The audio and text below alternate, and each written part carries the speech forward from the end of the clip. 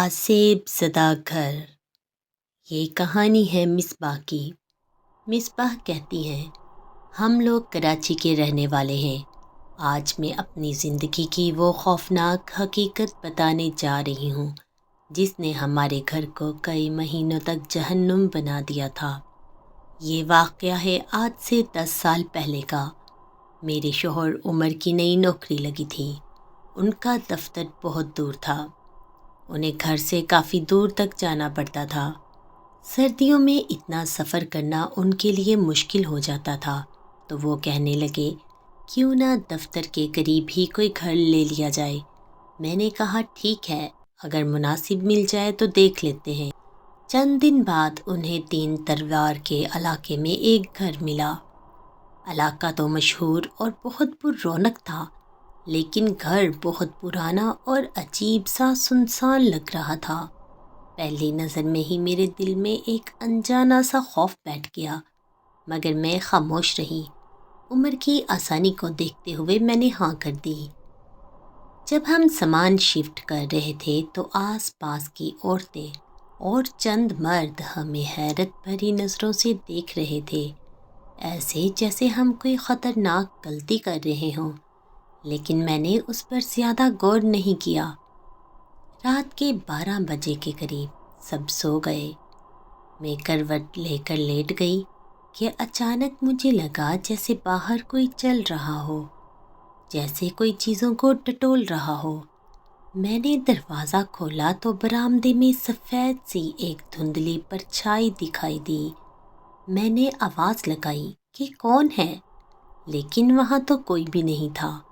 میں واپس بستر پر لیٹی ہی تھی کہ میرے کان کے بالکل پاس ایک عورت نے سرگوشی کی، مصباح، اس گھر سے چلی جاؤ، یہ میرا گھر ہے، میں کسی کو یہاں رہنے نہیں دیتی۔ میرا خون خشک ہو گیا۔ میں نے چیخ کر عمر کو جگایا۔ وہ مجھے میرا وہم کہہ کر چپ کروا رہے تھے، مگر میں جانتی تھی کہ یہ کوئی وہم نہیں۔ کسی عورت کی سانس میں نے اپنے کان پر خود محسوس کی تھی۔ اگلی صبح میں کام کر رہی تھی اور میری 5 سالہ بیٹی عنایا اپنے کھلونوں کے ساتھ کھیل رہی تھی۔ اچانک وہ خوفناک چیخ مار کر زمین پر بیٹھ گئی۔ میں بھاگی تو اس نے دیوار کے کونے کی طرف اشارہ کرتے ہوئے لرزتی آواز میں کہا، ماما، وہاں ایک لمبی سی آنٹی آئی ہیں۔ وہ کہہ رہی تھی کہ میرے ساتھ کھیلنے آؤ۔ اس سے پہلے کہ میں اسے سمجھاتی، اس کے سارے کھلونے خود بخود چلنے لگے۔ وہ کھلونے جن میں بیٹری ہی نہیں تھی۔ ایک ڈانس کرتی ہوئی گڑیا خود بخود اٹھ کر ہلنے لگی جیسے کوئی اسے پکڑ کر نچا رہا ہو۔ عنایا روتی ہوئی بولی، ماما، آپ کے پیچھے وہ آنٹی کھڑی ہے۔ جب میں نے پلٹ کر دیکھا تو وہاں کوئی بھی نہیں تھا، مگر ہوا برف کی طرح سرد ہو چکی تھی۔ شام کو عمر آئے تو وہ سب ہمارا وہم کہہ کر ٹالتے رہے۔ پھر وہ ڈرائنگ روم میں پردے لگا رہے تھے جب انہوں نے اچانک میری آواز سنی، یہ والا پردہ پکڑاؤ، نہیں وہ والا پکڑاؤ۔ مگر میں تو عنایا کے ساتھ اندر تھی۔ عمر حیران ہو کر بولے، ابھی تو تم میرے پیچھے کھڑی تھی۔ میں نے کہا میں یہاں سے باہر نکلی ہی نہیں۔ اسی لمحے عمر نے دیکھا کہ ایک عورت ڈرائنگ روم کے دروازے سے نکل کر برآمدے میں غائب ہو گئی۔ وہ فوراً ڈر کر بولے، مصباح، اندر دیکھو، کوئی عورت گئی ہے۔ عنایا پھر چلا رہی تھی، ماما، وہی آنٹی آئی تھی، بہت لمبی، بال زمین تک، سفید آنکھیں۔ اگلی رات عمر نے موبائل ریکارڈنگ پر لگا دیا۔ صبح جب دیکھا تو موبائل خود کسی نے آف کر دیا تھا، جبکہ موبائل کی بیٹری ابھی باقی تھی۔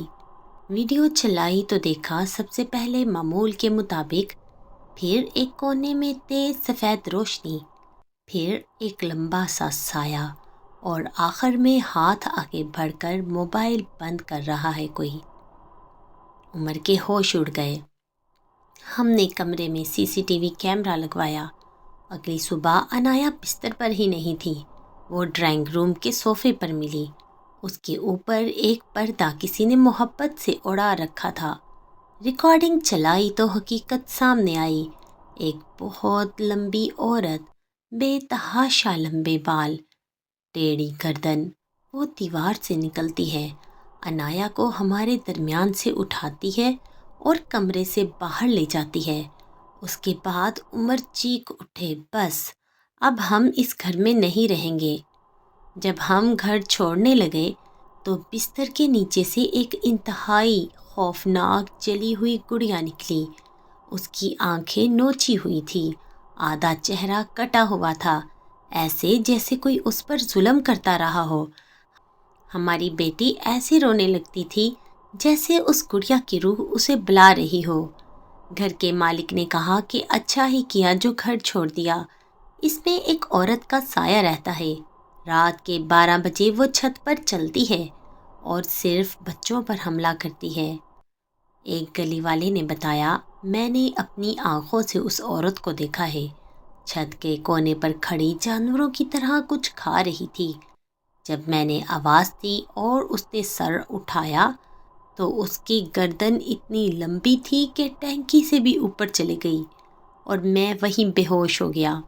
पता चला कि 25 साल पहले उस घर में एक ख़ानदान रहा करता था।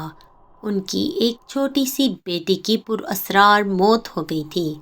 बच्ची हमेशा कहती रहती थी कि उसे एक लंबी औरत नज़र आती है। उस बच्ची की लाश छत पर मिली थी। उस दिन के बाद घर हमेशा के लिए बंद हो गया था। ये कहानी थी मिसबा की खौफनाक और हकीकी कहानी, जो ये बताती है कि कोई भी घर खरीदने से पहले किसी साहिबे इल्म से लाजमी चेक करवा लें। वीडियो अच्छी लगी है तो लाइक कर दीजिएगा, चैनल को सब्सक्राइब करके बेल आइकॉन को लाजमी दबाइएगा। मिलते हैं अगली वीडियो।